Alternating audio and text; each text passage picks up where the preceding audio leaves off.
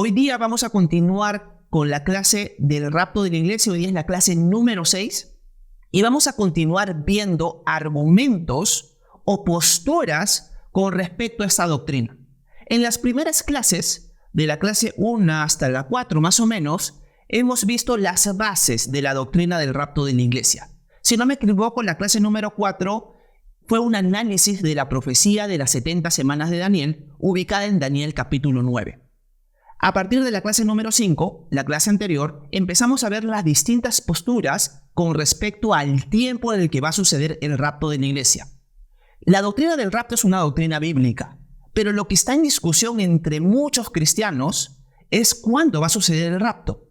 Hay aquellos que piensan que va a ser antes de la tribulación, 7 años antes de la segunda venida de Jesús.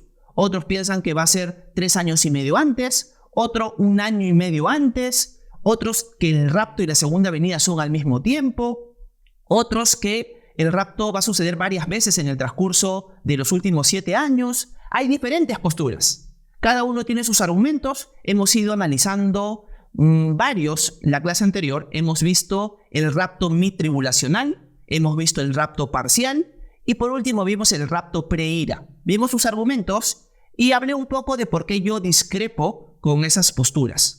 Yo personalmente soy alguien que se suscribe al rapto pretribulacional, 7 años antes de la segunda venida, que es el número de años de la semana 70 de Daniel, que vimos en la clase número 4. Hoy día nos vamos a enfocar solamente en una postura a la que yo no me suscribo, pero que es una de las más populares. Generalmente los cristianos de trasfondo reformado, calvinista, tienen esta postura. Es la postura post-tribulacional.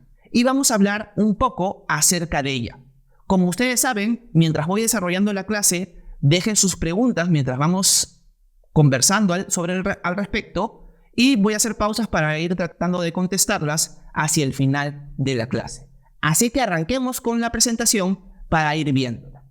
Ok, la postura que vamos a ver hoy es la postura del rapto post-tribulacional. Ok, ¿qué vemos en esta postura?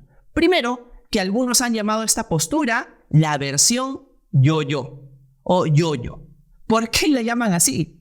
Porque una de las cosas que vamos a ir viendo mientras estudiamos esta postura es que esta postura argumenta que la iglesia va a ser raptada en la segunda venida de Jesús. O sea, Jesús desciende, nosotros ascendemos y bajamos.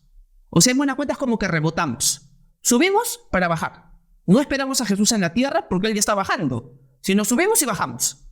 Y por eso, despectivamente, se le llama yo-yo. Porque hay un montón de cristianos maduros en la fe que argumentan o tienen como postura esta. Así que esta es una descripción peyorativa. Así como a los pretribulacionales se les dice el rapto secreto despectivamente, a los posttribulacionales se les dice que tienen la postura del yo-yo en su escatología, en su estudio de los últimos tiempos. Esta postura propone que los cristianos pasaremos por la tribulación y seremos raptados en la segunda venida de Jesús. O sea, todo posttribulacionista sostiene que la iglesia en su totalidad va a pasar por la tribulación o por el periodo de la ira hasta la segunda venida de Jesús. Todos vamos a pasar. Hay posttribulacionistas que sostienen que va a haber un tiempo de tribulación esos 7 años. Hay otros que no. Pero todos, absolutamente todos los posttribulacionistas dicen, si es el caso que hay o no tribulación, la iglesia va a pasar por ese periodo. Y luego va a ser sacada para recibir al Señor en el aire y luego descender inmediatamente. Pero todos sostienen que vamos a pasar por la tribulación, sea figurativa o sea literal. Eso lo sostiene todo posttribulacionista. El posttribulacionista no ve una distinción entre la iglesia e Israel. En la clase número 4 vimos que la profecía de las 70 semanas está enfocada en el pueblo de Daniel y en la santa ciudad que es Jerusalén. Por lo tanto, cuando vimos la clase 4, la profecía de las 70 semanas, una de las cosas que yo les dije es que esa postura claramente está enfocada no en la iglesia, sino está enfocada en la nación de Israel. Bueno, un posttribulacionista no lo va a ver así. Un post-tribulacionista sostiene que la iglesia ha reemplazado a Israel. Israel rechazó al Mesías y el Mesías ha establecido un pueblo donde ya no hay distinción entre judío y gentil, la iglesia. Por lo tanto, todo el programa que Dios había desarrollado en el Antiguo Testamento para Israel, la iglesia lo ha obtenido. La iglesia ha reemplazado a Israel. No hay distinción. La iglesia e Israel son lo mismo en ese sentido. Así que no hay una distinción para los post-tribulacionistas sobre la iglesia y sobre Israel. Los que defienden la postura post-tribulacionista se podrían dividir en dos: en los premilenialistas y en los amilenialistas. Estos términos generalmente para alguien que recién esté empezando a estudiar todo este tema son como confusos, pero mientras uno más se va familiarizando con los conceptos, más va a ir quedando grabado en nuestra mente y vamos a ir armando mejor el rompecabezas. ¿Cuál es la diferencia entre un premilenialista y un amilenialista? El premilenialista argumenta que Jesús va a descender en su segunda venida y va a establecer un reino que va a durar 1000 años, literales, 1000 años. Los capítulos finales de Apocalipsis, si no me equivoco, es el 20, nos dicen que Jesús en su segunda venida va a establecer un reino que va a durar 1000 años. En esos 1000 años, Satanás va a estar encadenado y no va a poder engañar a las naciones. Pero luego de esos 1000 años, Satanás va a ser liberado y va a engañar a gran parte del mundo que está gobernado por Jesucristo mismo desde la ciudad de Jerusalén. Eso todo sucede en el milenio. En el Antiguo Testamento vemos varias profecías que anuncian ese reinado del Mesías, y todas esas profecías se van a cumplir en esos 1000 años literales, para luego entrar en lo que se conoce como el estado eterno, donde desciende desde el cielo la nueva Jerusalén y vamos a estar en ella, una ciudad de oro, una ciudad que hasta se nos da las dimensiones en el libro de Apocalipsis, y vamos a habitar con el Señor ahí para siempre. Pero este estado eterno sucede después de los 1000 años de reinado del Mesías, cumpliendo las profecías o las promesas que Dios le hizo a Abraham, Isaac y Jacob. Esos son los premilenialistas. Segunda venida, 1000 años, luego estado eterno. Los amilenialistas consideran que no va a haber 1000 años. Ellos dicen, esos 1000 años de los que habla Apocalipsis son figurativos, son simbólicos. Por lo tanto, Jesús viene e inmediatamente se establece el estado eterno. La nueva Jerusalén desciende y vamos a estar con el Señor para siempre. Así de sencillo. No hay un reino de 1000 años. Las cosas que nosotros vemos en el Antiguo Testamento, como por ejemplo Ezequiel, capítulos 40 en adelante, que se nos dan las medidas de un templo que aún no ha sido construido, son simbólicas, no son literales. Ellos lo ven así. Los amilenialistas ven esos detalles como simbólicos y los 1000 años como simbólicos. Los premilenialistas sí consideran que va a haber un milenio literal y que luego de ese milenio, luego de esos 1000 años del reinado del Mesías, se va a establecer el estado eterno recién.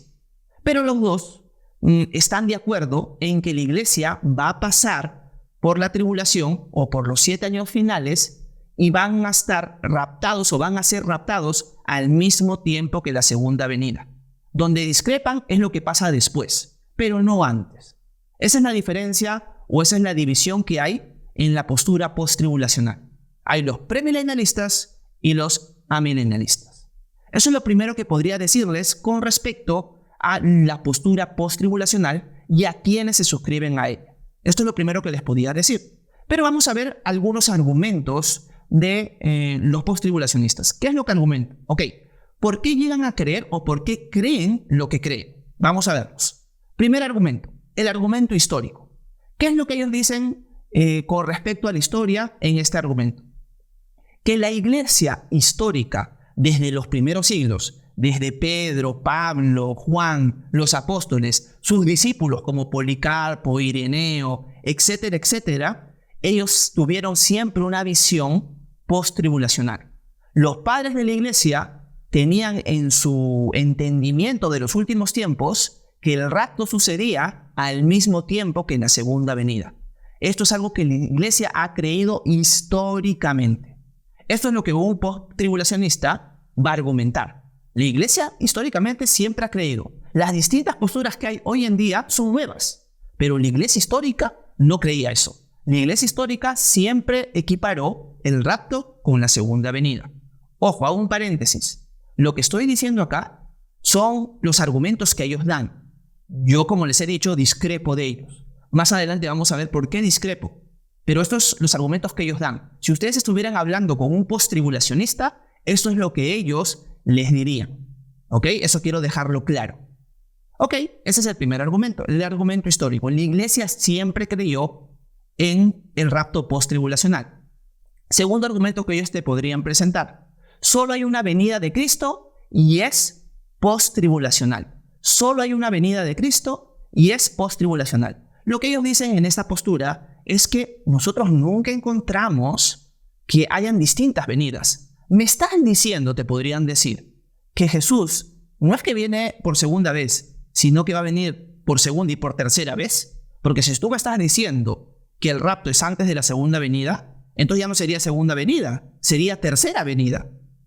Yo lo que encuentro en la Biblia, te va a decir un post-tribulacionista, es que Jesús viene por segunda vez, no por segunda y tercera. Así que la carga de la prueba, te van a decir, está en ti. Tú me tienes que demostrar que hay más de una segunda venida.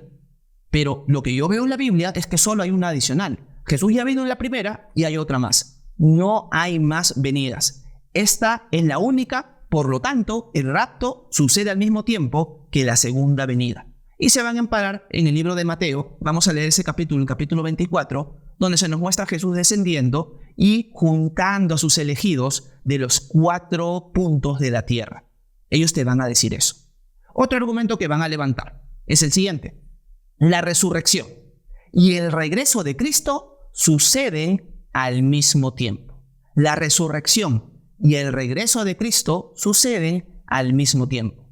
¿Qué sucede? Que cuando nosotros estudiamos el rapto, vimos que los muertos serán resucitados y los vivos seremos transformados para estar con el Señor en el aire. Eso es lo que vimos en 1 de Tesalonicenses capítulo 4. Bueno, un post-tribulacionista te va a decir, las Escrituras nos muestran que hay una resurrección de los justos. Los justos van a ser resucitados y esa resurrección va a suceder al mismo tiempo que la segunda venida de Jesús. No va a suceder mucho tiempo antes. Sucede al mismo tiempo. Resurrección, segunda venida. Por lo tanto, no puede ser un rapto antes de la segunda venida. Tiene que ser al mismo tiempo. Y ellos se van a sostener en varios pasajes. He apuntado algunos de ahí. Si ustedes desean este PowerPoint, me lo pueden pedir a mi Facebook o a mi Instagram y yo con gusto se los daré para que ustedes luego revisen estos versículos y cotejen. Ahorita vamos a leer alguno de ellos para que ustedes tengan una idea. ¿Okay? Esta resurrección es la misma que sucede al mismo tiempo que la segunda venida. Eso es lo que los post-tribulacionistas van a decir. Y por último, la resurrección de los justos es un solo evento. Si tú me estás diciendo que el justo es resucitado para recibir al Señor en el aire, se va con él por 7 años, y luego cuando Jesús vuelve, los justos son resucitados otra vez, significaría que habría 2 resurrecciones. Por lo tanto, yo discrepo, te van a decir ellos. La resurrección solo sucede una vez, y es en la segunda venida. Esos son los argumentos primeros, principales, que ellos te van a decir. Estos son los que hemos podido ver ahorita, y ahorita vamos a repasar unos versículos. Primero vamos a ver el versículo o los versículos que ellos usan para defender que la resurrección y el regreso de Cristo sucede al mismo tiempo. Resurrección y segunda venida. Vamos a ver Isaías 26, 19 al 21, pero antes vamos a ver Mateo. Mateo nos va a mostrar la segunda venida de Jesús. Quiero que ustedes lean este pasaje conmigo para que ustedes tengan claro qué es lo que las Escrituras nos dicen de la segunda venida.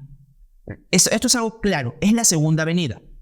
Y los post-tribulacionistas van a usar este pasaje para decir que en este momento sucede el rapto y la segunda venida al mismo tiempo. Leámoslo. Mateo 24, versículo 29 y 31. Dice lo siguiente. Pero inmediatamente, está hablando Jesús, después de la tribulación de esos días, el sol se oscurecerá, la luna no dará su luz, las estrellas caerán del cielo y las potencias de los cielos serán sacudidas. Entonces aparecerá en el cielo la señal del Hijo del Hombre, y todas las tribus de la tierra harán duelo, y verán al Hijo del Hombre que viene sobre las nubes del cielo con poder y gran gloria. Y él enviará a sus ángeles con una gran trompeta y reunirán a sus escogidos de los 4 vientos, desde un extremo de los cielos hasta el otro. Ellos van a usar este pasaje para decir: nosotros en las Escrituras encontramos una segunda venida, nada más. No hay tercera venida. El rapto no es la segunda venida y la segunda venida no es la tercera. Solo hay una. Por lo tanto, no podemos creer en el rapto. ¿Qué van a decir? O no podemos creer en el rapto pretribulacional, antes de la segunda venida. Es el mismo evento. Y también vamos a revisar el pasaje de Isaías, donde se nos muestra que la resurrección y la segunda venida son el mismo evento. ¿Okay? La resurrección y la segunda venida son o suceden en el mismo momento. Miren lo que Isaías 26:19 nos dice. Tus muertos vivirán, sus cadáveres se levantarán. Moradores del polvo, despierten y den gritos de júbilo, porque tu rocío es como el rocío del alba, y la tierra dará a luz a los espíritus.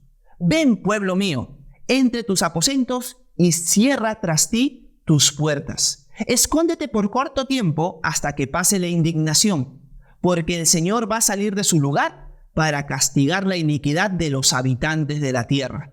Y la tierra pondrá de manifiesto su sangre derramada y no ocultará más a sus asesinados. Si se dan cuenta, la resurrección, versículo 19, tus muertos vivirán. Y el último versículo 21, porque el Señor va a salir de su lugar para castigar la iniquidad, nos muestra que la resurrección y la segunda venida suceden al mismo momento. Eso es lo que un postribulacionista te va a argumentar. La resurrección y la segunda venida suceden al mismo tiempo. Por lo tanto, decirme que los muertos van a resucitar, se van a ir con el Señor por 7 años y luego Jesús va a volver en su segunda venida, no concuerda con las Escrituras. Eso es lo que ellos te van a argumentar, usando Mateo 24, usando Isaías capítulo 26. Veamos otros pasajes más. Veamos Daniel capítulo 12, versículo 1 y 2. Acá también se va a mostrar la resurrección de los muertos con la venida de Jesús. Veamos Daniel 12, 1, 2. Dice: en aquel tiempo, en el tiempo final, se levantará Miguel, el gran príncipe que vela sobre los hijos de tu pueblo. Será un tiempo de angustia, cual nunca hubo desde que existen las naciones hasta entonces. Y en ese tiempo tu pueblo será librado, todos los que se encuentren inscritos en el libro. Y muchos de los que duermen en el polvo de la tierra despertarán, unos para la vida eterna y otros para la ignominia, para el desprecio eterno. Si se dan cuenta, los muertos son resucitados, unos para vida eterna y otros para destrucción. Lo que sucede en la segunda venida, dirían ellos, los postribulacionistas. Van a citar Juan capítulo 5, palabras de Jesús a sus oyentes. Miren lo que dice Juan 5, versículo 28 y 29. No se queden asombrados de esto, porque viene la hora en que todos los que están en los sepulcros oirán su voz y saldrán. Los que hicieron lo bueno a la resurrección de vida y los que practicaron lo malo a la resurrección de juicio. Va a haber una resurrección. Los justos para heredar la vida y los muertos, los que practicaron lo malo, para ser juzgados, para recibir juicio. Y esto lo vemos repetido en el libro de Apocalipsis, donde se nos dice en el 25 que esta es la primera resurrección. Los demás muertos no volvieron a la vida hasta que se cumplieron los 1000 años. Está hablando de una resurrección, la resurrección de los justos. Solamente habla de una resurrección. Por lo tanto, si tú me dices que la resurrección en el rapto sucede una vez y luego cuando Jesús vuelva, como dicen estos pasajes, una segunda vez, veo 2 resurrecciones. Por lo tanto, yo no puedo sostener esa postura. Yo me adscribo a la postribulacionista, te dirían ellos. No veo diferencia entre la resurrección y la segunda venida. Y veo solamente una resurrección. Ellos argumentan de esa manera. Vamos a seguir viendo otros argumentos más. Si se dan cuenta, son buenos argumentos. Pero vamos a ir más adelante desbaratándolos, mostrando que en verdad no se sostiene. Pero si uno los escucha, te das cuenta que tiene cierto sentido los argumentos que ellos dan. Veamos las siguientes posturas o los siguientes argumentos, de los post-tribulacionistas. Y hemos visto algunos, continuemos con más adicionales. Primero, la naturaleza de la tribulación misma da evidencia de un rapto post-tribulacional. Repito, la naturaleza de la tribulación misma da evidencia de un rapto post-tribulacional. ¿A qué se refieren los post-tribulacionistas cuando dicen que la naturaleza de la tribulación muestra que el rapto debería ser post-tribulacional? Bueno, ellos tienen diferentes posturas con respecto a esto. ¿Qué es lo que dicen? Ellos dicen que la iglesia siempre ha pasado por momentos de tribulación. Por lo tanto, cuando nosotros vemos la tribulación, la gran tribulación, no deberíamos esperar ser sacados de ella.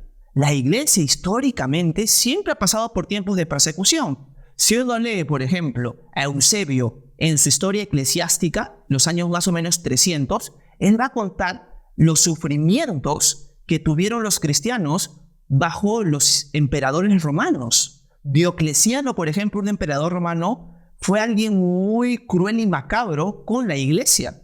Al punto, nos cuenta Eusebio, que hubieron mujeres que cuando fueron capturadas por ser cristianas, ellas sabían que las iban a matar y las iban a violar. Y ellas prefirieron suicidarse antes de que sus cuerpos fueran contaminados. Ellas prefirieron mantenerse puras y matarse antes de ser violadas y ser asesinadas. Por lo tanto, lo que vemos nosotros a la luz de la historia de la iglesia es que han habido periodos de persecución muy fuertes. Libro que yo les recomiendo si quieren ver la historia de la persecución es un libro que se conoce como Los Mártires. El autor se llama John Fox. John Fox escribió un libro que se llama Los Mártires, donde él relata las persecuciones y los sufrimientos de la iglesia en la historia. Y se enfoca bastante en la persecución al mando del papado de la Iglesia Católica Romana, donde la iglesia cristiana fue torturada por negarse a cometer idolatría. Pero él resume muy bien los tiempos de persecución de la iglesia. Por lo tanto, un post-tribulacionista te va a decir, la iglesia siempre ha pasado por tribulación, así que no esperes salir de esta tribulación. Es parte de lo que Jesús nos ha dicho, que nosotros vamos a pasar tribulación. Ahora, los post-tribulacionistas están divididos en esta área. Hay algunos que dicen que esto que yo les digo siempre de los 7 años de tribulación es simbólico. Solamente simboliza que la iglesia siempre va a pasar por periodos de tribulación. Es algo simbólico. Siempre la iglesia ha pasado por tribulación y esta gran tribulación es un símbolo, un tipo, una sombra de las tribulaciones que la iglesia va a pasar a través de la historia y al final Jesús va a volver y nos va a llevar para estar con él en la tierra, porque es como un rebote. Ya lo hemos dicho. Bueno, ellos lo ven como simbólico. Hay otros que dicen, no, la gran tribulación o la tribulación se ve desde el tiempo de Adán. Desde Adán hasta nuestras épocas, siempre los creyentes han pasado tribulación. Hay otros que lo van a ver hasta Adán. Y por último, hay otros que dicen, no, sí, la tribulación es un periodo muy cortito, muy especial en los últimos tiempos. Sí va a haber ese periodo de tribulación, pero es un periodo casi al final. Y la iglesia, en cierto sentido, va a ser resguardada. O sea, no va a sufrir de la misma manera que el mundo.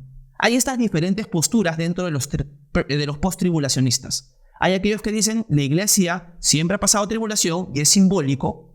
Hay otros que dicen, los creyentes a la luz de la historia siempre han pasado tribulación. Y hay otros que van a decir, no, la gran tribulación sí es un evento especial, pero es muy al final, antes de la segunda venida, y la iglesia va a ser protegida. Así que ellos van a argumentar que no debemos esperar salir del medio, porque la iglesia siempre ha pasado por tribulación. Ese es otro argumento. Un argumento adicional es las palabras que se usan para referirse al rapto y a la segunda venida. Las palabras que se repiten en estos dos eventos son las palabras griegas parusía, son la palabra griega epifanía y la palabra griega apocalipsis. Estas tres palabras griegas se ven en pasajes atribuidos al rapto y atribuidos a la segunda venida. Por lo tanto, dice un post-tribulacionista, son el mismo evento. Si se utilizan las mismas palabras griegas, tiene que ser el mismo evento. Si no, capaz usarían diferentes palabras para mostrar que son eventos separados. Pero como se usan las mismas, es una clara indicación de que el rapto y la segunda venida son el mismo evento. Van a decir los postribulacionistas. Discúlpenme de repetir constantemente que son los postribulacionistas los que dicen, pero quiero marcar bien claro que es la postura de ellos, no mi postura, pero la estamos estudiando. Y por lo tanto tenemos que ver sus argumentos. Otro argumento que ellos van a decir: no hay un retorno inminente de Cristo. Una de las cosas que un pretribulacionista va a decir es que Jesús podría venir hoy por nosotros. Y que la Biblia enseña que nosotros tenemos que estar esperando al Señor, velando, porque puede venir en cualquier momento. Un postribulacionista va a decir que no es así, que la Biblia no enseña eso. Porque, ojo, si van a haber 7 años antes de la segunda venida, podemos calcular, estudiando la semana 70 de Daniel, el día en que empiece el reloj hasta el cumplimiento de los 7 años y saber que Jesús viene ahí. No hay inminencia. Tú no estás esperando que Jesús venga en cualquier momento. Tú lo puedes contar. ¿Cuándo es que Él va a venir? Por lo tanto, un postribulacionista te va a decir que la iglesia nunca lo vio con un regreso inminente. ¿De qué manera lo van a argumentar? Lo van a decir de distintas maneras. Por ejemplo, si nosotros leemos Juan capítulo 21, vamos a ver que Jesús le profetiza a Pedro que él iba a envejecer y que él iba a morir por causa del nombre de Jesús. Por lo tanto, te van a decir, mira, Pedro sabía que él iba a envejecer. Por lo tanto, él sabía que Jesús no podía regresar en cualquier momento. Si Jesús ya te prometió que vas a terminar viejo, significa que él no va a venir todavía. Así que no puede ser que la iglesia estaba esperando inminentemente a Jesús. Otro ejemplo que ellos van a tomar es el ejemplo de Mateo 24, cuando Jesús dice que se tiene que predicar el evangelio por todo el mundo y luego vendrá el fin. La iglesia no ha predicado por todo el mundo todavía. Por lo tanto, no podemos estar esperando que Jesús venga si todavía no se ha cumplido eso. Así que no es inminente la venida de Jesús. Y por último, argumentan usando al apóstol Pablo, diciendo, Pablo sabía que tenía que ir a predicar a Roma. Y pasó tiempo preso. Si no me equivoco, fueron como 3 años que él terminó preso. Así que él sabía que Jesús no podía venir en ese tiempo, ya que Jesús le había prometido directamente a Pablo que él iba a predicar en Roma. Y si todavía no iba a ir a Roma, significa que Jesús todavía no podía venir. Por lo tanto, esta doctrina que ustedes hablan de la inminencia no se sostiene. Porque estos hombres, estos apóstoles, sabían que Jesús no podía venir todavía, por promesas que Dios le hizo a ellos. Así que no hay doctrina de inminencia, podemos calcular cuándo va a venir Jesús. Ellos te van a decir eso. Sobre todo los que creen en los 7 años literales. Los que creen que es simbólico, ellos sí no te pueden decir eso, pero no puedes calcularlo. Pero los que sí consideran que va a haber 7 años literales y que vamos a pasar por en medio de esa tribulación, te van a decir sí, podemos sacar cuándo Jesús va a venir. Ese es su argumento de ellos. La venida de Jesús no puede ser inminente. No puede suceder hoy ni mañana, sino tienen que pasar muchas cosas más para que el Señor venga. Por último, en esta sección, una de las cosas que ellos van a argumentar para su postura es que el rapto está ligado a la segunda venida. Algo similar a lo que hemos visto en slides anteriores. El rapto y la segunda venida están ligados. Siempre que se habla del rapto, se habla de la segunda venida. Y van a citar 2 de Tesalonicenses, capítulo 1, versículo 5 al versículo 10, donde vemos que la liberación de la iglesia está atada al momento de venganza de Dios. Por lo tanto, tienen que ser el mismo evento. El rapto y la segunda venida suceden al mismo tiempo. Y vamos a leer 2 de Tesalonicenses, capítulo 1, versículo 5 al 10. Miren lo que dice. Pablo, hablándole a la iglesia en Tesalónica, ellos están pasando por persecución y Pablo los va a animar. Y les dice, esta es una señal evidente del justo juicio de Dios, para que sean considerados dignos del reino de Dios, por el cual en verdad están sufriendo. Porque después de todo, es justo delante de Dios que Él pague con aflicción a quienes los afligen, a ustedes. Pero que Él les dé alivio a ustedes que son afligidos y también a nosotros cuando el Señor Jesús sea revelado desde el cielo con sus poderosos ángeles en llama de fuego, dando castigo a los que no conocen a Dios y a los que no obedecen el evangelio de nuestro Señor Jesús. Estos sufrirán el castigo de eterna destrucción, excluidos de la presencia del Señor y de la gloria de su poder, cuando Él venga para ser glorificado en sus santos en aquel día y para ser admirado entre todos los que han creído, porque nuestro testimonio ha sido creído por ustedes. Acá Pablo está hablando acerca de la liberación que viene de ellos que están sufriendo. La iglesia está sufriendo, va a venir un tiempo de liberación, van a ser sacados, pero Dios va a darle su justo castigo a aquellos que les hacen daño. Ellos son liberados y Dios derrama juicio. Por lo tanto, la segunda venida y el rapto de la iglesia están unidos en estos pasajes. Así que lo lógico es esperar que el rapto y la segunda venida sucedan al mismo tiempo. Son el mismo evento en dos enfoques diferentes. La iglesia subiendo, Jesús bajando, encontrándose y descendiendo juntos. Eso es lo que te va a argumentar un post-tribulacionista. Esos son varios argumentos que ellos sostienen para esta postura. ¿Qué les parece? ¿Cómo van viendo sus argumentos? ¿Son fuertes? ¿No son fuertes? Yo considero que son buenos argumentos. Que si uno lee estos pasajes con esta argumentación, va a decir, bueno, tiene sentido. ¿No? Esto es lo que encuentro en las Escrituras. ¿Qué les parece a ustedes? Dejen sus comentarios si tienen preguntas, los voy a leer a continuación. Les repito que si ustedes no han visto las clases anteriores y quieren ponerse al día de estas enseñanzas, los animo a visitar mi canal de YouTube, Horacio Urteaga, y ver las clases anteriores. Así que gracias a todos los que están presentes. Albert Martínez nos dice, el arrebatamiento será más bien un traslado global de los creyentes hacia Jerusalén. Bueno, Albert, si tú tienes esa postura, tendrías que argumentar de dónde llegas a esa conclusión. ¿Qué pasajes te muestran a ti que la iglesia va a ser arrebatada para ser trasladada globalmente a la ciudad de Jerusalén? Y que todos vamos a caber en la ciudad actual de Jerusalén. O sea, ¿a qué te refieres? ¿Cómo llegas a esa argumentación? ¿Cómo llegas a esa conclusión?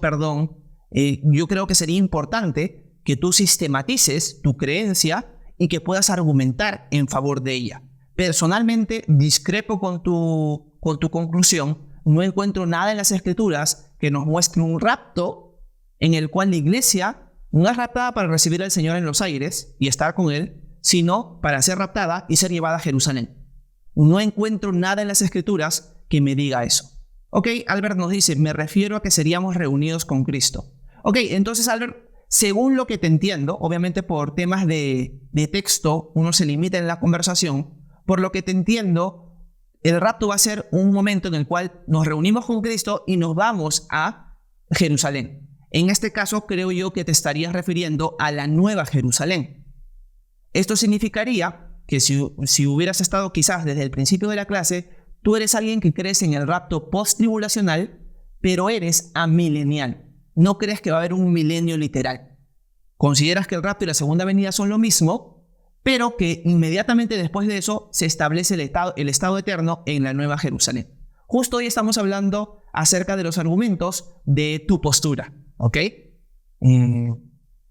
Aunque Albert nos acaba de decir que si consideras que el milenio es literal, o sea, eres alguien premilenialista. Justo hemos empezado esta clase para tocar esos temas. Así que bienvenido, Albert. Gracias a los que están conectados, vamos a continuar con la presentación, vamos a seguir viendo algunos argumentos más para luego ver los argumentos contrarios. Porque yo discrepo de esta postura que tiene Albert.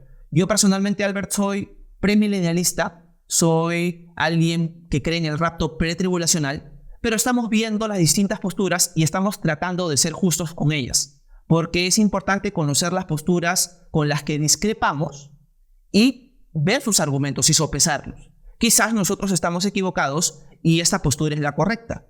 Por lo tanto, tenemos que conocer todas las posturas y tener la humildad de decir, nos podemos equivocar, tenemos que conocer las demás. Así que hoy nos estamos enfocando en la postura post-tribulacional, postura que tú conoces y que tú te suscribes. Bienvenidos a todos los que están. Continuemos con la presentación. Veamos más argumentos de esta postura post-tribulacional. ¿Okay? ¿Qué es lo que un post-tribulacionista te diría? Hay creyentes en el tiempo de la tribulación. Yo creo, dirían ellos, que el rapto Y la segunda venida es el mismo evento porque cuando leo los pasajes del libro de Apocalipsis, encuentro que hay creyentes en ese tiempo. O sea, en el periodo que tú llamas de la tribulación, van a haber creyentes. Por lo tanto, estos creyentes son la iglesia. Apocalipsis 12:17 nos va a mostrar que hay gente que cree en Cristo en ese periodo de la tribulación. Y lo que un postribulacionista te va a argumentar es que al creer en la tribulación, ser un cristiano que está pasando, de todas maneras vas a ser protegido de la misma forma en que el pueblo de Israel fue protegido en Egipto durante las 10 plagas sobre este país. Cuando Dios derrama sus plagas sobre Egipto, más o menos a partir de la cuarta, quinta plaga, Dios protege a Israel. Y las plagas que caen sobre Egipto no caen en la región de Gosén, donde vivían los israelitas. Así que un postribulacional te va a decir, no, yo veo en las escrituras que el libro de Apocalipsis nos muestra que hay creyentes en la tribulación y esos creyentes son la iglesia. Por lo tanto, vamos a pasar por la tribulación y el rato va a ser en la segunda venida.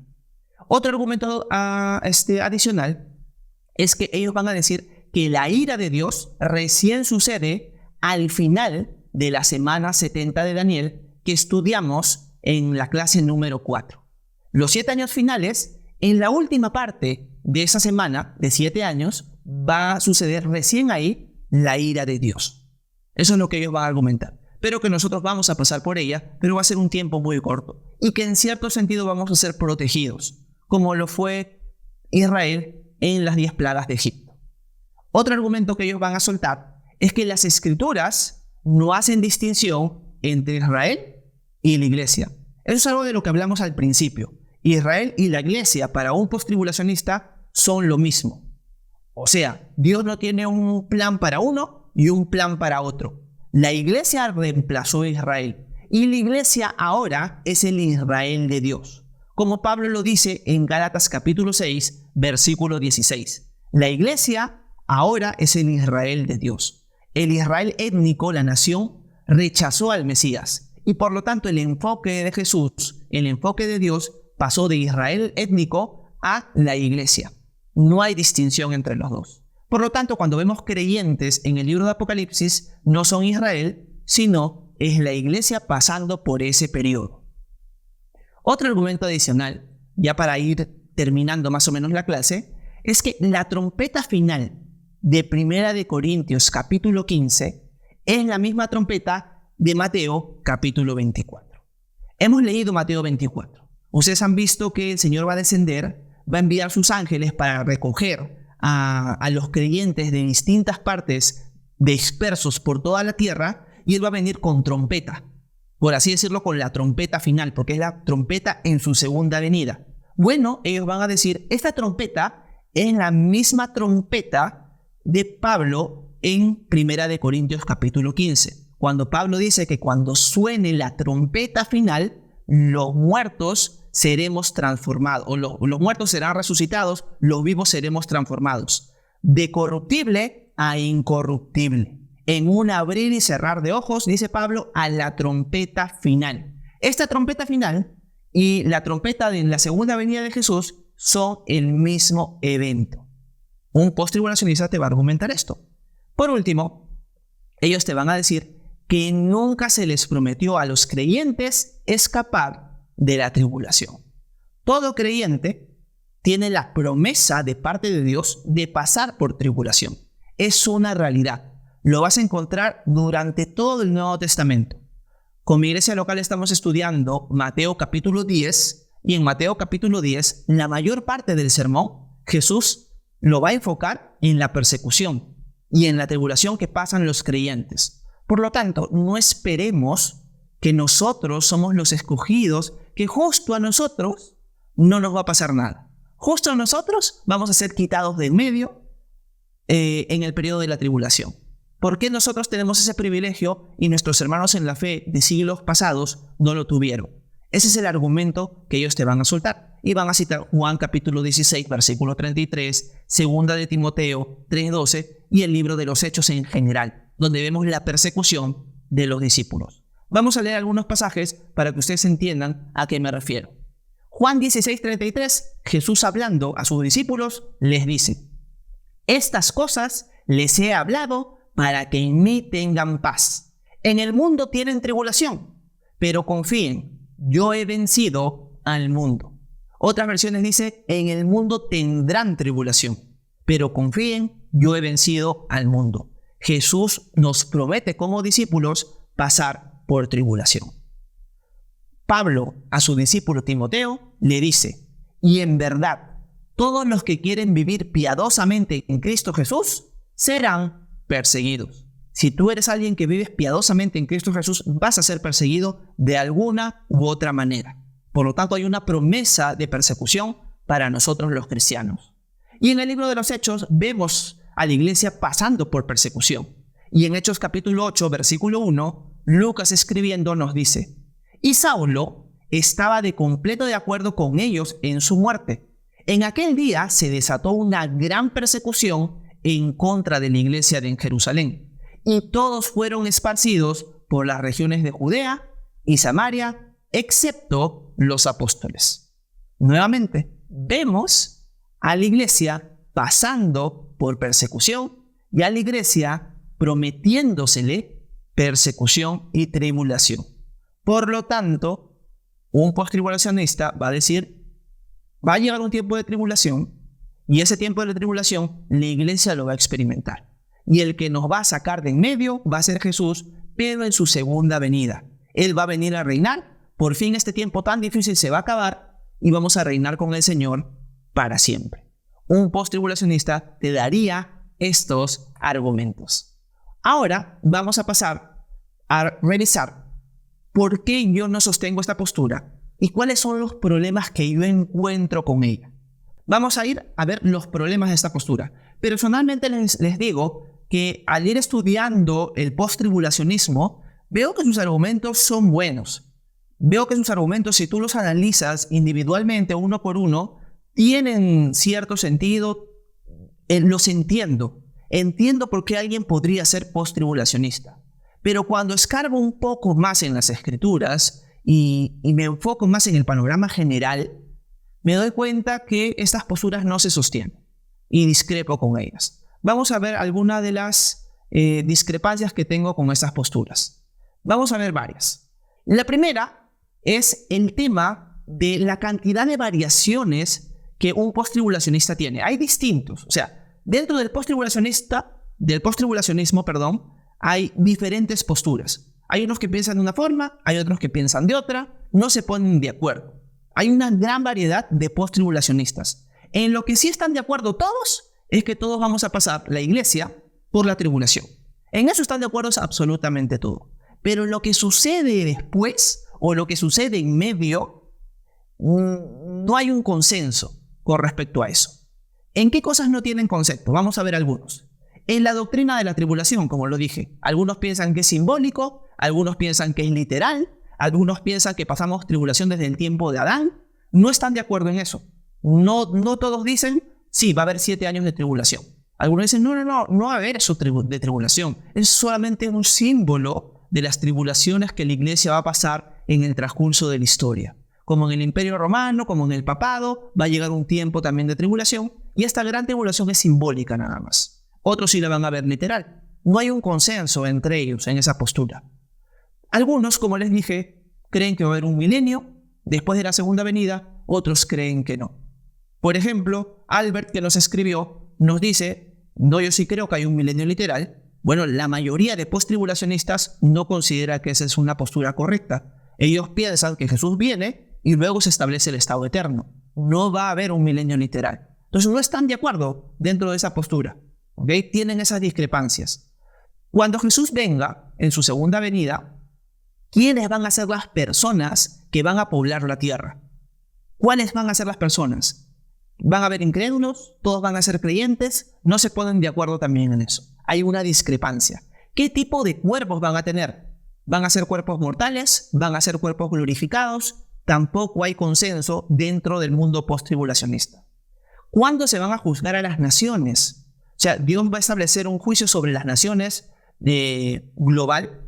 eso lo vemos en Mateo 25, ellos no entienden, no están de acuerdo el uno con el otro con respecto a cuándo va a suceder esto. No tienen una postura clara. Y esto me muestra a mí que con estas diferencias, el hecho de que ellos digan que esta postura es la postura estándar, la postura clásica de la iglesia, es una mentira.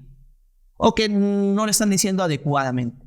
Recuerden, los postribulacionistas dicen, históricamente la iglesia siempre ha sido postribulacionista. Es la postura estándar, la postura oficial de la iglesia, por así decirlo. Bueno, con tantas discrepancias que tienen, no se sostiene eso. Porque si hubiera una postura oficial, todos estarían de acuerdo en todos esos detalles. Pero no. En el único detalle que están de acuerdo es que la iglesia va a pasar por la tribulación.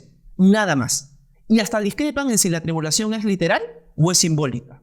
Por lo tanto, decir que es una postura histórica no se sostiene a la luz de tantas diferencias entre ellos. Obviamente, esto no es un argumento como que muy fuerte para desbaratar el postribulacionismo, pero sí se debe considerar. No es que exista una postura estándar en la historia. Nosotros cuando vemos a los padres de la iglesia, por ejemplo, vamos a ver que muchos discrepan entre sí. Ninguno se pone de acuerdo en el tema del rapto, en el tema de la tribulación, en el tema del milenio. Cada uno de ellos tiene sus posturas, pero no hay una postura unificada dentro de los padres de la iglesia. O sea, la iglesia no creyó en los primeros siglos, con respecto a los últimos tiempos, lo mismo. Hubieron discrepancias como existen el día de hoy. De la misma forma que hay discrepancias hoy con respecto al tiempo del rapto, lo había en el tiempo de los primeros siglos. Así que no podemos decir que existe una posición oficial en la iglesia. No es así.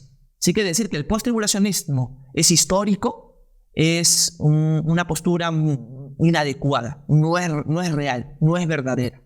Esa es la primera objeción que yo le daría al postribulacionismo. Veamos otras más. Yo digo, es equivocado llamarla la postura histórica, ya que los padres de la iglesia nunca tuvieron un consenso al respecto. Ya hablé de eso. La evidencia debe respaldar el número de veces que vendrá el Señor. Ellos dicen, solo encontramos una segunda venida, no encontramos otra. No encontramos una venida y otra adicional, que sería como una tercera. No lo encontramos en las Escrituras. Bueno, primero tenemos que revisar las evidencias. Generalmente un postribulacionista ya lo da por hecho. Dice, no, solo hay una segunda venida. Pero ¿qué nos muestra la evidencia? Hay pasajes que nos indican que Jesús va a venir por su iglesia para más adelante venir literalmente hasta la tierra, o solamente hay una venida más. La evidencia es la que nos tiene que guiar a la verdad y no presuponer que solamente hay una segunda venida. Agrego algo importante. Nosotros nunca encontramos en la Biblia la frase segunda venida de Jesús. Nunca la encontramos. Alguien te podría decir, en la Biblia nunca dice segunda venida de Jesús. Y está en lo cierto si te dice eso. Porque uno le ha puesto ese nombre. Porque eso lo ve en las Escrituras. Jesús va a venir por segunda vez a la tierra a reinar. Pero las Escrituras sí nos muestran de que Jesús, antes de esa segunda venida, va a venir pero solamente en las nubes para llamar a su iglesia a estar con Él para siempre. Por eso Juan 14:1 nos muestra que Jesús está preparando lugar para nosotros en el cielo, no en la tierra. Por lo tanto, Juan 14 nos mostraría que va a haber una venida, por así decirlo, pero en el cual el Señor no desciende hasta la tierra, sino solo nos llama desde las nubes. Por lo tanto, esa venida no sería la segunda venida literal de Jesús a la tierra. Eso es lo que la evidencia nos muestra. Lo hemos visto en los primeros capítulos de esta serie de clases. En las primeras clases lo hemos visto así. Otro argumento que yo levantaría contra esta postura es que la iglesia se identifica erróneamente con los santos de la tribulación. ¿A qué me refiero? Los postribulacionistas dicen, la gente que está en la tribulación creyente es la iglesia. Pero en las Escrituras, en el libro de Apocalipsis, no encontramos nunca una referencia a que estas personas creyentes sean la iglesia. Si uno hace un análisis y un estudio del libro de Apocalipsis, se va a dar cuenta que la palabra iglesia en el capítulo 2 y 3 aparece un montón de veces. Pero a partir del capítulo 4 en adelante, desaparece. O sea, se nombra más de 10 veces la palabra iglesia, capítulo 2 y 3, pero a partir de que empieza el periodo de la tribulación en el capítulo 6, la palabra iglesia desaparece por completo, lo que nos da como un indicio de que estas personas creyentes que están sufriendo en la tribulación no son parte de la iglesia. Y comúnmente se les conoce como los santos de la tribulación, personas que han creído en Jesús en ese periodo, cuando la iglesia ya ha sido llevada fuera de la tierra. Así que no podemos asumir que los cristianos o los creyentes en el libro de Apocalipsis son la iglesia. No podemos tomar esa opción porque las escrituras no nos muestran así. O sea, es un error tomarlo así. Otra cosa importante, que el post-tribulacionismo confunde el contexto. ¿A qué me refiero? Nosotros vamos a encontrar en la escritura que hay veces donde se nos muestran dos eventos que en verdad, en su cumplimiento, tienen un lapso de tiempo grande, pero que se ven como si sucediera al mismo tiempo. Vamos a ver profecías de la primera venida de Jesús, pero con detalles de lo que va a suceder en la segunda, y todo en un mismo pasaje. Por lo tanto, decir que cuando vemos el rapto y la ira de Dios en un mismo pasaje demuestran que es el mismo evento, es equivocado, porque la Biblia en el Antiguo Testamento no nos muestra algo así. Por ejemplo, vamos a ver Isaías capítulo 9, versículos 6 y 7 para que me entiendan un poco. Miren lo que dice Isaías. Dice lo siguiente: porque un niño nos ha nacido, un hijo nos ha sido dado, y la soberanía reposará sobre sus hombros, y se llamará su nombre Admirable Consejero, Dios Poderoso, Padre Eterno, Príncipe de Paz. El aumento de su soberanía y de la paz no tendrán fin sobre el trono de David y sobre su reino, para afianzarlo y sostenerlo con el derecho y la justicia desde entonces y para siempre. El celo del Señor de los ejércitos hará esto. Si se dan cuenta, Isaías, en la primera parte del versículo 6, nos muestra la encarnación de Jesús. Un hijo nos ha sido dado. Pero en la segunda parte nos habla de su reinado de paz sobre el trono de David para la eternidad. Estos dos eventos, nosotros sabemos que aún no se han cumplido el total de la profecía. Hemos visto el nacimiento de Jesús, pero estamos esperando el establecimiento de su reino. Pero acá lo vemos todo junto en un mismo pasaje. Por lo tanto, decir que en un pasaje se ve el rapto y se ve la segunda venida nos indican que sucede al mismo tiempo es equivocado a la luz de los pasajes que encontramos en las Escrituras muchas veces. Si no me equivoco, en el libro de Lucas vemos un evento en el cual Jesús lee al profeta Isaías. Si no me equivoco, es el capítulo 62 de Isaías. Me puedo equivocar. Pero Jesús está leyendo las descripciones del Mesías, pero cuando va a llegar a la descripción que dice que va a derramar la ira de Dios, él cierra el pergamino. O sea, él lee solamente la primera parte del versículo. Estamos hablando de un versículo, no estamos hablando de varios versículos. En un versículo vemos la primera venida y la segunda venida. Jesús solamente lee la primera parte del versículo y luego cierra el pergamino, sin terminarlo, porque él sabía que había un lapso de tiempo entre un evento y el otro, pero estaba en un solo versículo las dos descripciones. Es equivocado pensar que porque algo sucede en un mismo pasaje, nos indica que no hay un lapso de tiempo entre ellos dos.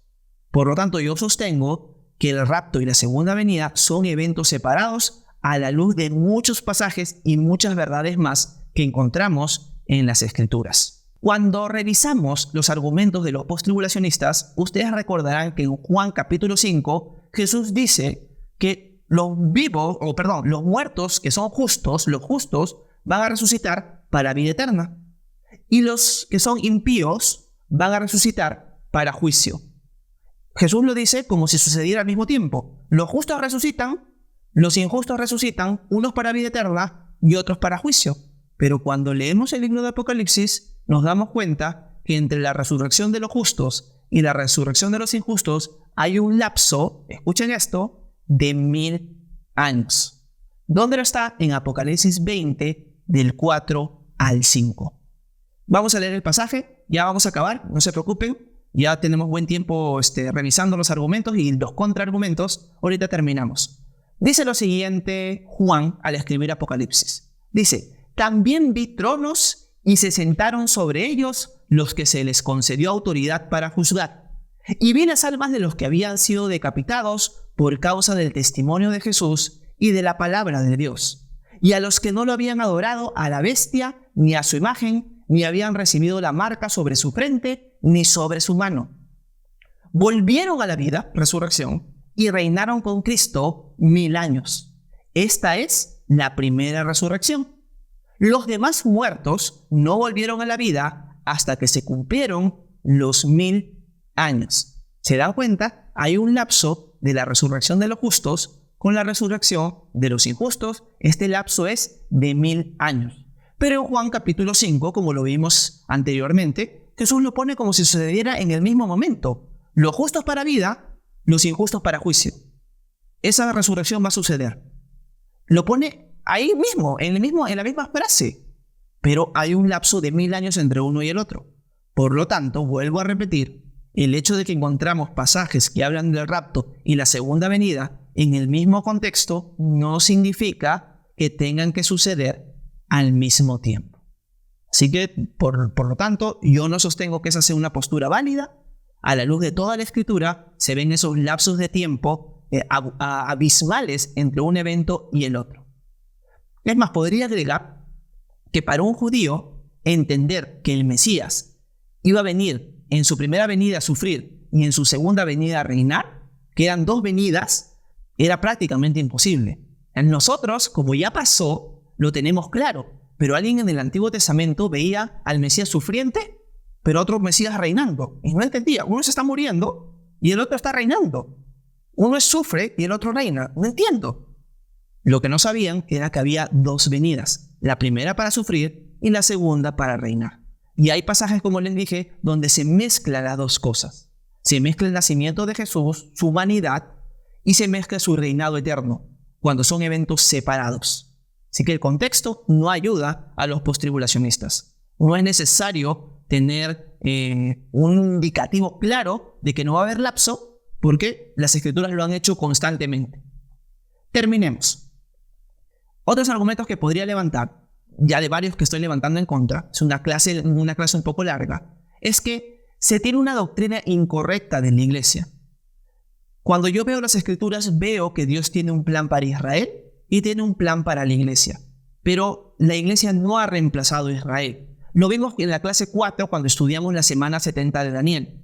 Dios le dice a Daniel, esta profecía que te estoy contando es para tu pueblo Daniel y para la santa ciudad, para Jerusalén. La iglesia no está ahí. Otros argumentos que he podido decir en el transcurso de las clases es que la iglesia es un misterio, algo que no fue revelado en el Antiguo Testamento, pero que se ha mostrado en el Nuevo. Por lo tanto, la iglesia y Israel son 2 entidades distintas, no son lo mismo. Y sabemos que en la tribulación, los 7 años finales, el plan, el calendario se retoma para la nación de Israel, que se detuvo cuando el Mesías murió. Cuando el Mesías fue sacrificado, cuando Jesús murió en la cruz, cuando Jesús entró a la ciudad de Jerusalén, el calendario profético para la nación de Israel se detuvo y se retomará cuando se firme el tratado que va a durar 7 años, donde el anticristo va a reinar. Así que Israel y la iglesia, a la luz de la Escritura, son 2 entidades distintas. Eso es lo que podría decir. Una de las cosas que también podría agregar es que esta postura post-tribulacional es contraria a las palabras de Jesús que establecen su venida. ¿Por qué? Porque Jesús dijo que el día y la hora nadie lo sabe. Eso está en Mateo 24:36. El día y la hora nadie lo sabe. Pero un post-tribulacionista sí podría saber la hora de la segunda venida. Para que la venida de Jesús sea inminente, que nadie sepa el día y la hora, puede suceder hoy, puede suceder mañana. No hay una fecha que nos indique o un cálculo que nos indique cuándo va a venir. Por lo tanto, el rapto y la segunda venida no pueden ser el mismo evento, por las palabras de Jesús. Otra cosa adicional es que hay un correcto entendimiento de la profecía de la semana 70 de Daniel. Considero, no le quiero dar mucho detalle a eso porque vamos a seguir estudiándolo en el transcurso de las clases, que los 7 años de tribulación son 7 años para Israel y son 7 años de ira. Y Jesús, por medio del apóstol Pablo, nos dice en Tesalonicenses que nosotros no estamos puestos para la ira. Por lo tanto, nosotros no deberíamos estar en la tribulación en esos 7 años. Y la Biblia nos dice que Jesús puede venir en cualquier momento. La venida de Jesús es inminente. ¿En qué pasaje lo vemos? Tito capítulo 2, versículo 13, Filipenses 3, del 20 al 21. Son argumentos adicionales que podría levantar. Acabamos con estos para ver un cuadro que resume por qué es que yo no soy postribulacionista. He dado un montón de información, discúlpeme porque es una postura muy importante dentro del mundo cristiano y quería examinarla bien y refutarla bien también. Por eso es que me he tomado un buen tiempo, como se están dando cuenta, para tratar el tema. Otra cosa que yo discrepo y ataco al postribulacionista es el entendimiento que ellos tienen del día del Señor. El postribulacionista va a decir que el día del Señor sucede en la segunda venida de Jesús. Pero cuando leemos 2 Tesalonicenses 2, del 1 al 3, vemos que los tesalonicenses ya creen que están en el día del Señor. Ellos están asustados porque creen que el día del Señor ya llegó. Si ellos hubieran entendido que el día del Señor es la segunda venida, no estarían asustados porque Jesús obviamente no había venido. Pero como ellos entendían que el día del Señor era el tiempo de la ira, ellos estaban asustados porque estaban pasando persecución. Y Pablo los tiene que tranquilizar y explicarles que el día del Señor va a venir con la aparición del anticristo, con la apostasía y muchas cosas más. Así que el postribulacionismo no se sostiene a la luz de este pasaje. El día del Señor no es la segunda venida, sino empieza con la ira de Dios y la iglesia no va a estar dentro. Otra cosa adicional es que, por ejemplo, el pasaje más importante de la segunda venida es Apocalipsis capítulo 19, versículos 11 al 21. Y en ese pasaje no se toca nada acerca de una resurrección o acerca del rapto. Se muestra a Jesús descendiendo con sus santos, él en caballos, pero no se muestra nada de una resurrección, no se muestra nada de un rapto. Solo se enfoca en Jesús descendiendo con sus santos hacia la tierra, montados en caballos, para la batalla de Armagedón. Eso es lo que nos muestra Apocalipsis 19 del 11 al 21. No vamos a leerlo porque son un montón de versículos, pero los animo a repasar ese pasaje y analizar. ¿Hay algún indicio del rapto, de la resurrección en este momento en la segunda venida? Y se van a dar cuenta que no.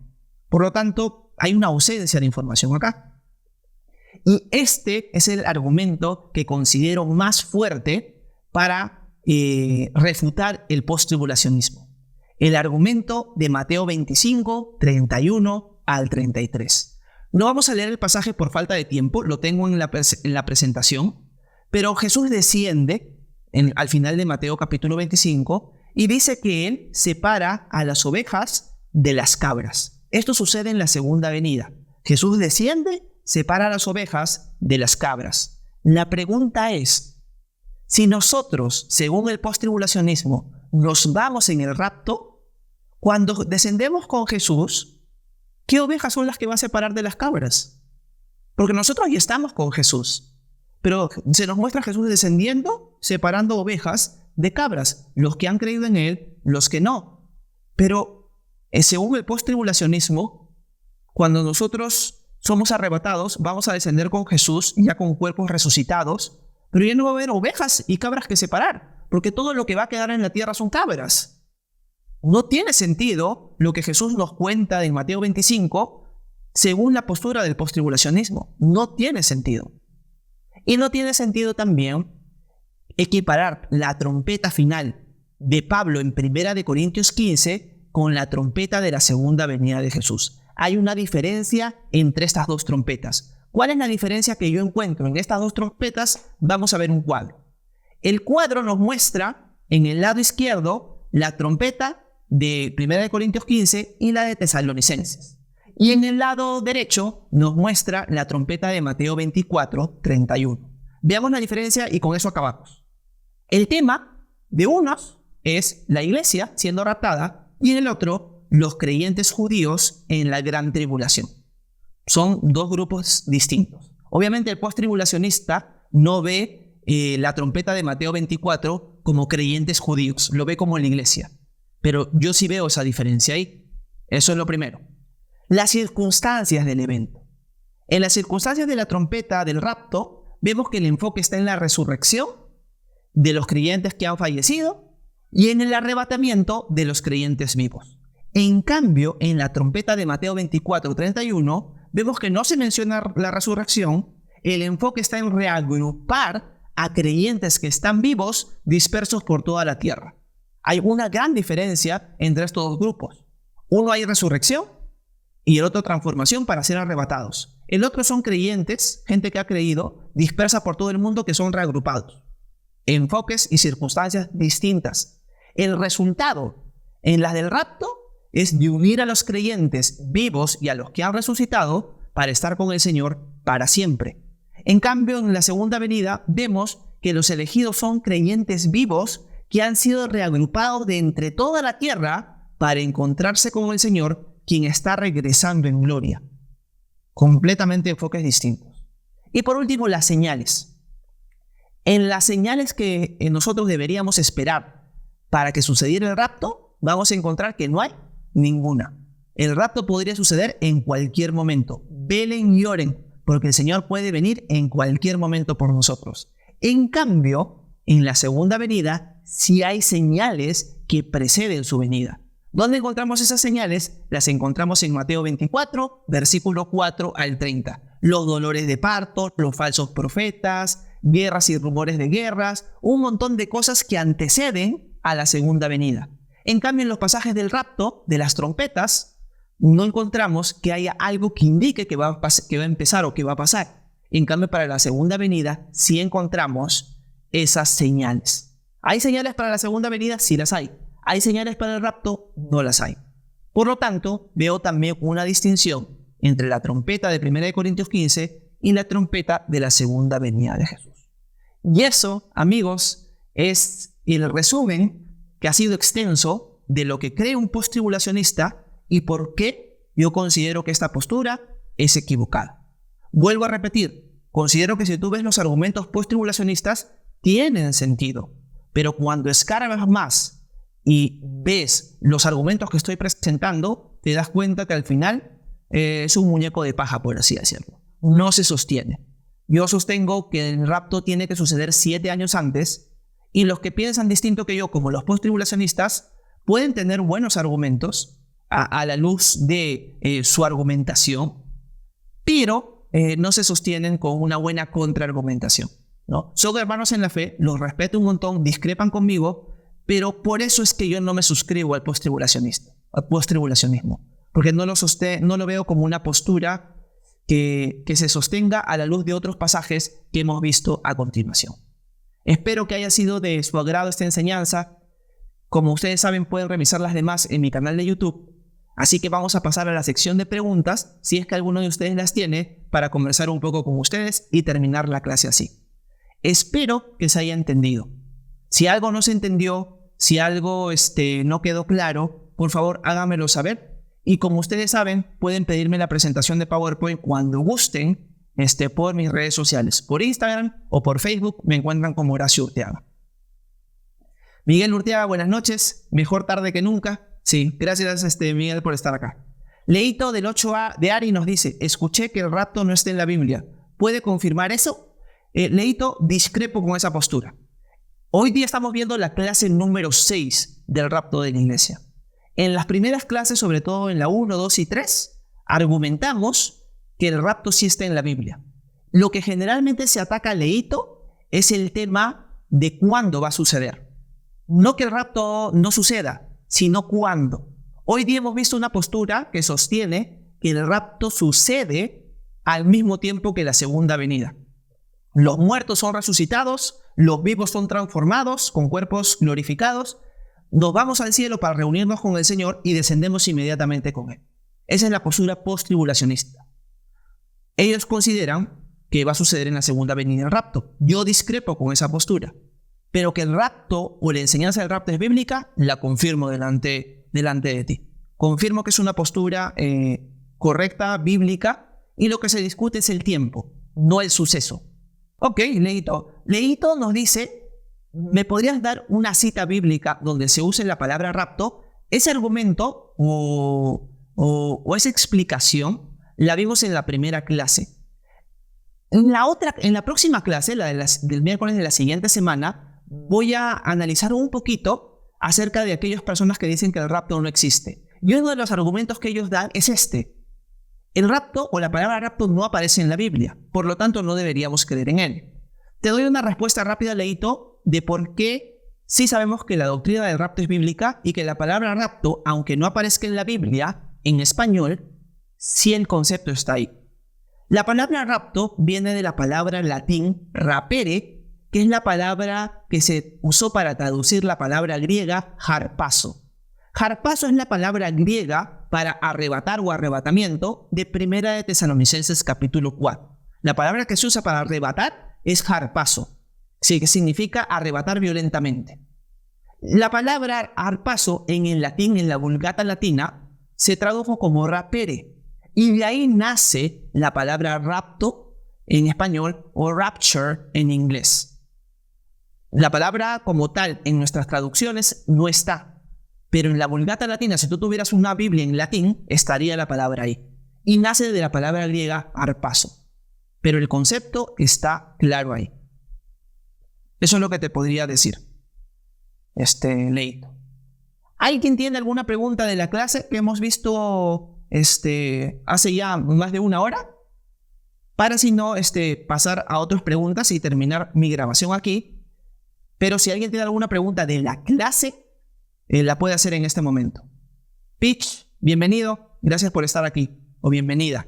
Bueno, creo que no tenemos ahorita ninguna pregunta con respecto a la clase, así que voy a terminar la grabación para empezar el tiempo de preguntas y respuestas con respecto a diversos temas que ustedes tengan.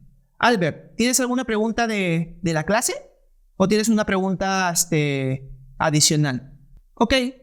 Albert nos está pidiendo 2 versículos pretribulación, pero eso es algo que voy a desarrollar, Albert, en el transcurso de las clases, porque una de las cosas que hemos ido viendo hasta ahorita es las distintas posturas. Hemos visto la mid-tribulación, el rapto parcial, hoy día hemos analizado el post-tribulacionismo, pero en las siguientes semanas voy a ir desarrollando, porque no podemos agarrar y decir existe un versículo pretribulacional. Tenemos que estudiar la Biblia en contexto, tenemos que ver argumentos, contraargumentos, para ver si esa es la postura más plausible posible. Cuando digo que la postura más plausible posible es a la que nos inclinamos más, la que veamos más razonable. Porque como he dicho en distintas clases, el tema del rapto, sobre todo del tiempo, es muy discutido porque no está muy claro en las Escrituras. Si estuviera así de claro que en un versículo tú definieras todo, no habría estas diferencias. Cada uno estaría seguro porque un versículo ya lo hubiera resuelto todo. Pero nosotros no encontramos eso en las Escrituras. Vamos a encontrar distintos conceptos, Albert. Vamos a encontrar el concepto de lo que es un misterio. Vamos a encontrar el concepto de que nosotros no estamos para la ira. Vamos a encontrar el concepto de que la semana 70 de Daniel se inclina más a que es el momento de la ira de Dios y cosas así. Por lo tanto, te animo a revisar y a refutar los argumentos que voy a ir presentando en las siguientes clases, porque eso me va a ayudar también a mí a fortalecer mi postura o a darme cuenta de si estoy equivocado. Porque, ojo, tenemos que estar abiertos siempre a que nos podemos equivocar. Así que te animo a eso. Una de las clases en las cuales he tocado un poquito al tema del pretribulacionismo es en la clase 4, cuando hablé de la semana 70 de Daniel. La semana 70 de Daniel para mí queda clarísimo, Albert, que es una semana específica para la nación de Israel. Por lo tanto, la iglesia no tendría que estar presente. Por lo tanto, un argumento pretribulacionista que te podría dar ahorita es el concepto de la semana 70 de Daniel. Dios le dice a Daniel, la semana 70 es para tu pueblo Daniel y para la santa ciudad, Jerusalén. Por lo tanto, es una profecía enfocada en la nación de Israel, no en la iglesia. Y una de las cosas que yo veo a la luz de la Biblia es que la iglesia y la nación de Israel son entidades distintas, que Dios ha tratado con ellas diferente. Así que eso es lo primero que te podría decir, Albert, para responder tu pregunta. Gracias, Albert. Albert nos dice, enterado, te entiendo, voy a estar atento al panorama general de tus clases, me interesa mucho, gracias. No, gracias a ti por darte el tiempo de poder chequearlas y argumentar. James Zárate nos dice, de mi parte todo claro, gracias. Gracias a ustedes más bien, voy a terminar la grabación para empezar un tiempo de preguntas para así terminar el live.